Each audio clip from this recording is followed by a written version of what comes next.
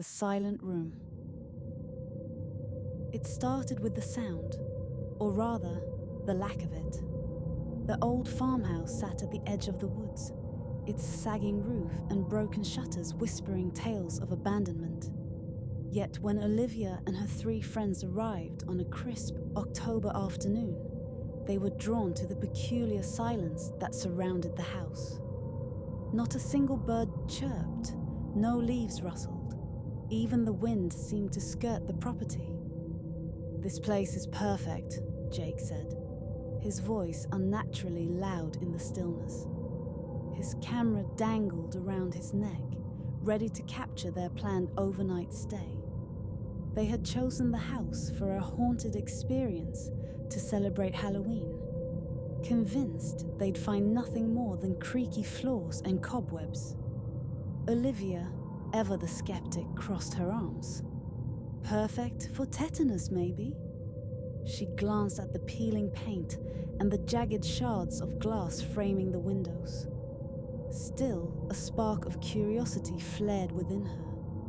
The house's eerie atmosphere had already begun to seep into her bones. Inside, the air was stale and heavy. Dust coated every surface, and the faded wallpaper hung in tatters.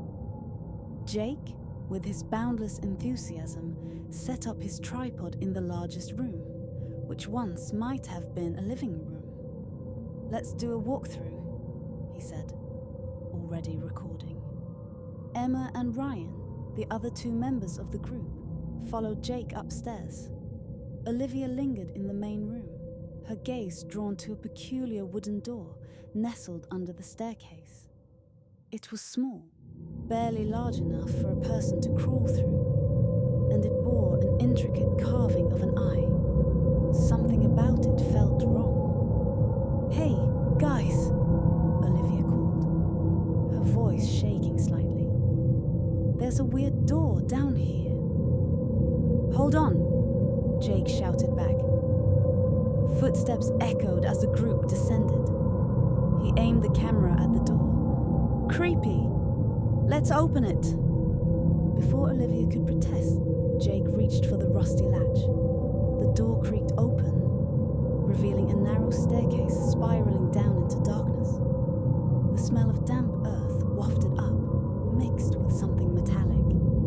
"Blood?" "Nope," Emma said, stepping back. "This is where I draw the line." Ryan smirked. "Come on, it's probably just a root cellar.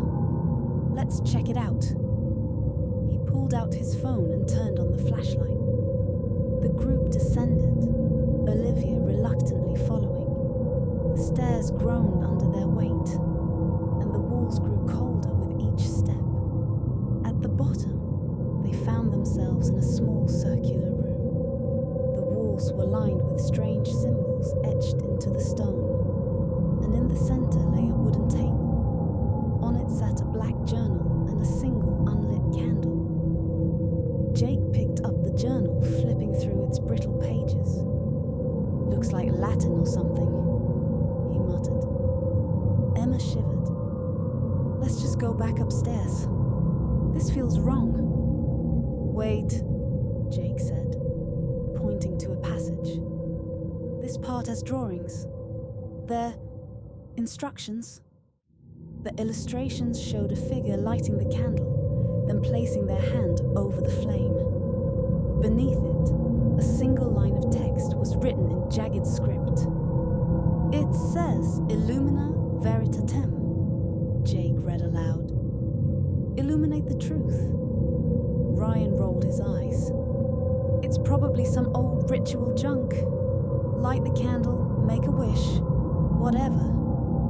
"We shouldn't mess with it," Olivia said, but her voice faltered.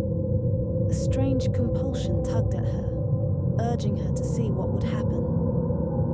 Jake struck a match and lit the candle. Its flame sputtered to life, casting flickering shadows on the walls. Almost immediately, the symbols began to glow faintly, pulsating like a heartbeat. The room grew colder, and a low hum filled the air. "Okay, that's enough," Enough, Emma said, her voice trembling. She turned to leave, but the staircase was gone. In its place stood a solid wall of stone. What the?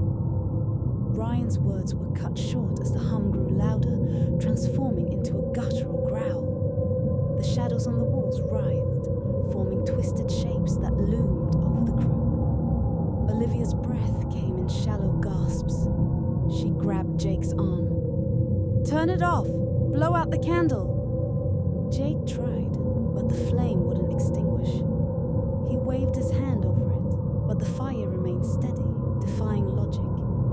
The growling deepened, and the figure began to emerge from the shadows. It was tall and gaunt, its eyes like twin voids that seemed to suck the light from the room. "Run!" Ryan shouted, but there was nowhere to go. The figure stepped forward, its movements unnatural, like a marionette controlled by invisible strings. It reached out a skeletal hand toward Emma, who screamed as the shadows enveloped her. "Emma!" Olivia shrieked, but her friend was gone. The shadows retreated, leaving only silence and the flickering candlelight. Jake dropped the journal and fell to his knees, muttering prayers. Olivia's mind raced. The symbols, the candle, the phrase. It was a ritual they had interrupted. "We have to finish it," she whispered. She picked up the journal, scanning the pages until she found the final step. The drawing showed the candle extinguished and a circle drawn around it in blood. "No way," Ryan said. "This is insane." "Do you have a better idea?" Olivia snapped. She grabbed a shard of broken stone from the ground and made a small cut on her palm. Trembling, she let the blood drip onto the floor, drawing a shaky circle around the candle. The growling ceased. The shadows froze, then began to dissolve, retreating into the walls. The figure let out an unearthly wail before vanishing completely. The candle's flame sputtered and went out. The staircase reappeared. Without a word, the three remaining friends scrambled up the stairs, bursting into the cold night air. The silence still hung heavy, but now it felt suffocating. As they drove away, Olivia glanced back at the house. For a brief moment, she thought she saw the eye on the small door blink.